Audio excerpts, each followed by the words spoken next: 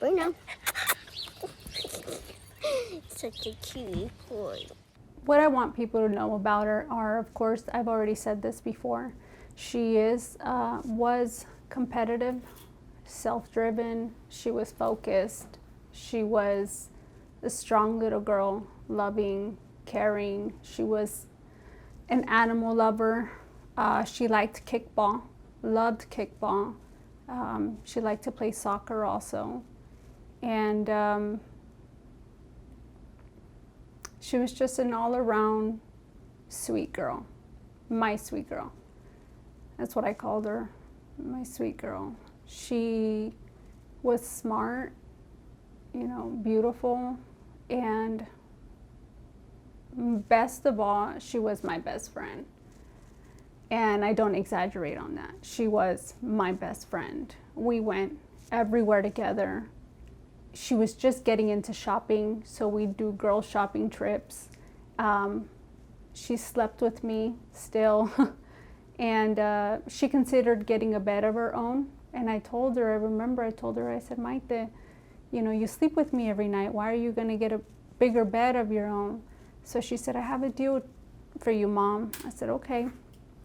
She said, how about when I get my new bed, we sleep in my room 2 days out of the week, and then we'll sleep in your room the rest of the days.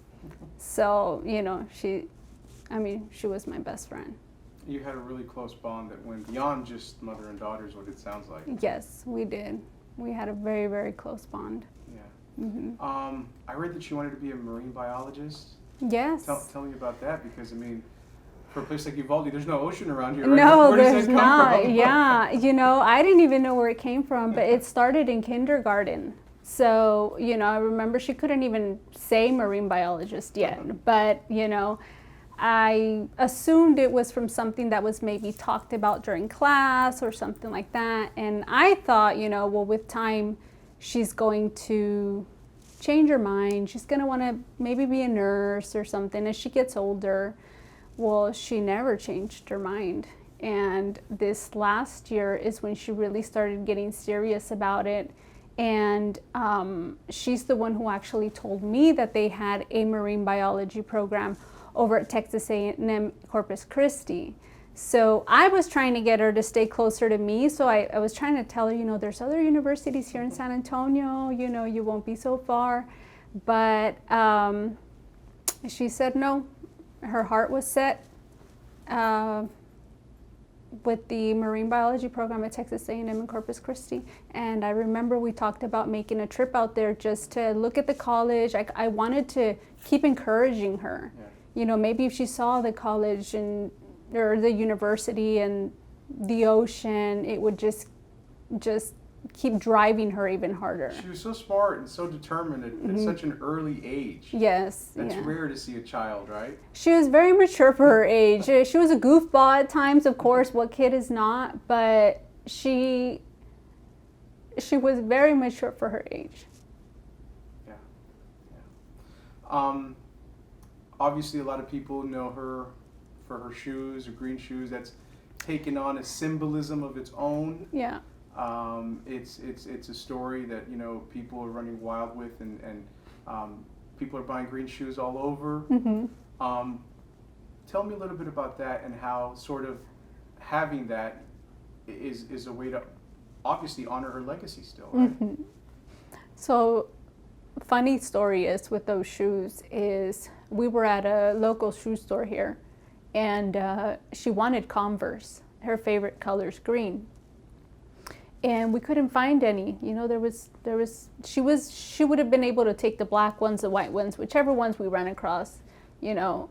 So happens that she saw at the bottom shelf these lime green Converse, and they were on sale. So she said, look, Mama, she's like, look at these shoes. She's like, I found Converse. And I said, well, let's see if they're your size. And they were her size. They were her exact size. And I told her, are you sure you want those shoes? I said, because the color is kind of, I don't like it. And she goes, no, Mom, I love them. I said, okay, well, you're going to wear them, not me. So, you know, it's funny. That's how those shoes, you know, became That's how we got those that's shoes. That's how they landed on her feet. That's how they landed on her feet. 2 days later, I saw her walking around with her brand new Converse with a heart written on them, or drawn on them. And I said, Maite, why'd you draw a heart on your shoes? I just got those for you. And she goes, oh, she's like, just because. She's like, I really like them. So that kind of shows just how tender, she was also. Smart, mature, but also very tender heart as well. Yes, and with those shoes I wanted to honor her with those shoes. The, days of her service, I requested all my family wear those green Converse in honor of her. And we had, family go out to San Antonio everywhere looking for lime green shoes and couldn't find any. So I said, her favorite color is green anyways. So just get whatever green they have. And that's how, a lot of the family and friends ended up with the Converse at her service. And, that's just what she became. What did you think when you saw that story of the green Converse continue? And obviously it became a symbol now for her legacy, for this town, for the change that you all want. When you saw them in the White House and Matthew McConaughey was holding them, what were you thinking? What were you feeling at that time? I was thinking of her. Yeah. And I was telling her, look how far you've made it.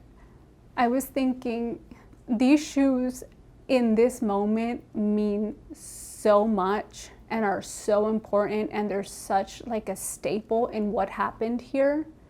And I was so happy that Matthew McConaughey and Miss Camila McConaughey are trying to help us with that change. When I did see that they had those shoes there, I just told her, I said, look at what you're doing. You're making changes.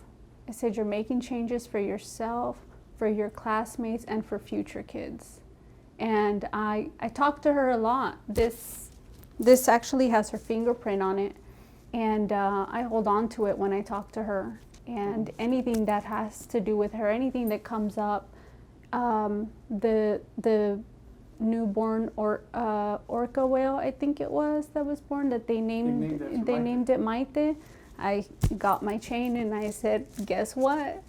I said, today they named a whale after you. So that must mean the world to you, to see people talking about her, right? To see her faces, to hear her name in other people's mouths. What does that do for you when you hear other people talking about her? You read things online and you know that she is in the minds of so many people. What does that do for you? It brings me happiness. The first thing was the Texas A&M scholarship. They named a scholarship after Maite. And I remember telling her, Maite, you're gonna help so many students. And you're still achieving so many things even after life. And I couldn't be any more proud of her. I could not be any more proud of her, because she is helping still. She is still making changes, How are you doing? I'm doing okay. I'm hanging in there. I've had my bad days, a lot of bad days lately. I talk to her a lot. But there's days where you just don't want to get out of bed. You don't want to get out of bed. You're honestly just living life just to live it. It's hard. I have never lost a child. And it's things like this and my boys that I have to get up. I have to get up and I have to keep pushing. And I can't let her death be in vain. I just can't. And my boys need me. But if there's anything that can be offered to you to help you get a little closer to being able to get up every day and, like you said, push forward just a little easier, what could that be? Support. Support. People in Texas, people all around the United States, support, vote, fight for these children, because Today it was mine, tomorrow it could be yours. These better trained PD officers, why? Why did they wait so long? Why did they go in and then pull back? Describe what that kind of frustration is like for you all here on a daily basis and maybe not getting the answers that you want. Mm-hmm. It's definitely frustrating. I feel like, you know, they had guns, they had vests. Our children and our teachers were left defenseless to fend for their own lives. And my daughter paid the ultimate price because of their inactions. That's how I feel. Not only my daughter, the rest of the children and the teachers paid the ultimate price because of inaction. What else would I like to know? I know changes that I want made. I don't know what else I want to know. I want there to be a more expanded background check on these things. The age limit for assault weapons needs to change from 18 to 21. What does an 18-year-old needs an AR for? I guess we know now, right? What do you want people who haven't experienced this to know about what it's like to go through this? It's unbearable, unimaginable, excruciating, painful. Feelings of emptiness, just a void, anger, disbelief.